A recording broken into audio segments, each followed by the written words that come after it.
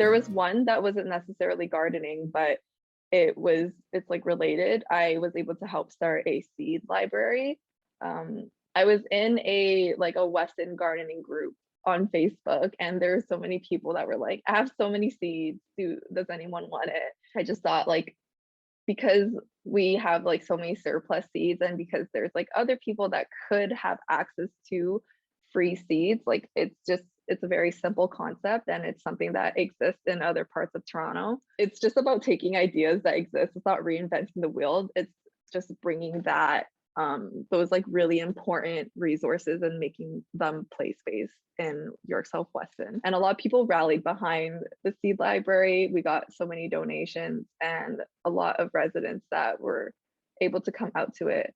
I was able to connect to the resident who lived in Toronto housing because she learned about the seed library through other programming that took place at where we hosted the seed library. It was just really cool making organic connections with other residents too.